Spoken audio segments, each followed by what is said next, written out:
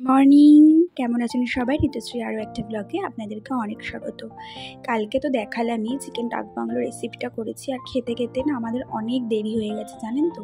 তার জন্য দেখুন, দেরি হয়ে গেলেও কিন্তু আমি রাতের বাসন কিন্তু যত কষ্টই হোক রাত্রিবেলাতেই মেজে রাখার চেষ্টা করি, কারণ আমার না ওই বাসি এঁঠো বাসন রান্নাঘরে রেখে দেওয়া একদম পছন্দ হয় না।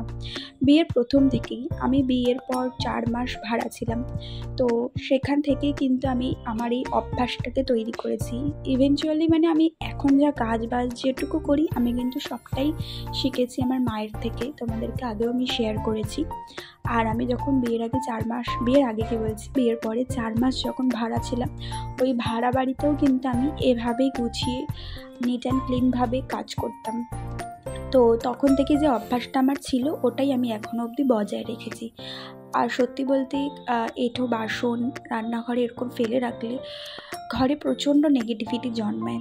আর সকাল সকাল এখানে দেখতেই পাচ্ছ যে আমার এনার্জি বুস্টার চলে এসছে, মাম্মাম চলে এসছে। ও বেশ, ওকে দেখলে না আর ছোটোবেলার কথা মনে পড়ে। যাতে স্কুলে যায় ব্যাগ নিয়ে, আবার টুই করতে করতে যায়, আবার ছোটো ছোটো পায়ে ফিরে আসে। বেশ ওর কথাটা মানে ওকে দেখে না নিজের সেই ছোটোবেলাটা মনে পড়ে যায়। যাই হোক, এখানে সব ক্লিন করলাম দেখতেই পেলে। আর একটু নোংরা হলেই না আমার ডাস্ট অ্যালার্জি শুরু হয়ে যায়। প্রতিদিনই কিন্তু আমার এগুলো ক্লিন করা, হয়তো একদিন বা দুদিন ক্লিন করা হয় না, তখনই শুরু হয়ে যায় ডাস্ট অ্যালার্জি। যাই হোক, এখানে সব কিছু পরিষ্কার করে বেডশিটটা আজকে চেঞ্জ করার ছিল, তো বেডশিটটা চেঞ্জ করে দিলাম।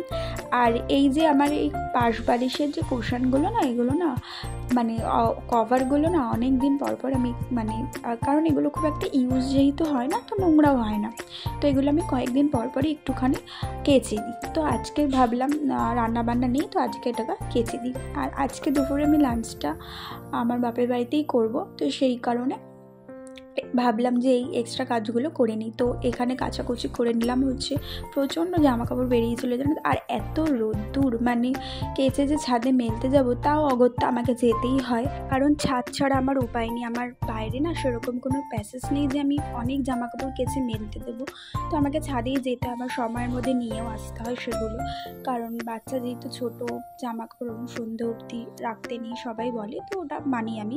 তো যাই হোক, এখানে দেখো ঘরটার মোছা হয়ে গেছে, এই রান্নাঘরটাও লাস্টে মুছে নিচ্ছি, ঝাড় দিয়ে মুছে নিই কিন্তু, কারণ রান্নাবান্না করি আর না করি রান্নাঘরটা আমার একটু নোংরা হয়, যেহেতু এখান দিয়ে সবসময় যাতায়াত করতে হয়, বেসিনটা যেহেতু এখানে আছে, তো সেই কারণে। আর বন্ধুরা, আমার ছেলের শরীরটা এখন আগে থেকে বেশ ভালো আছে। তোমাদেরকে বলেছিলাম যে শরীরটা ওর খারাপ ছিল। আর দেখো, আমি এখানে স্নান টান সেরে নিচ্ছি, আজকে শ্যাম্পু করেছি। আর শ্যাম্পু করে আজকে মঙ্গলবারের যেহেতু পুজো, তো মঙ্গলবারে আমি এখানে পুজোটা করে নিচ্ছি। বজরংবলীর যে পুজোটা আমি করি মঙ্গলবারে, তো সেই পুজোটা আমি আজকে এখানে করে নিচ্ছি।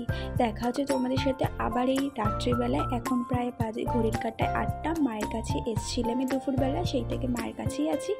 তো এইখানে একটুখানি চাটা খেয়ে নিচ্ছি, খেয়ে কিন্তু আবার ওই বাড়িতেই চলে এসেছিলাম। বন্ধুরা, এটা হচ্ছে রাত্রিবেলায় আমার রুমটাকে কীরকম দেখতে লাগে সেটা তোমাদের সাথে একটু শেয়ার করলাম। বন্ধুরা, তোমার আমার ব্লগগুলো কীরকম লাগছে তোমরা কিন্তু অবশ্যই জানিও।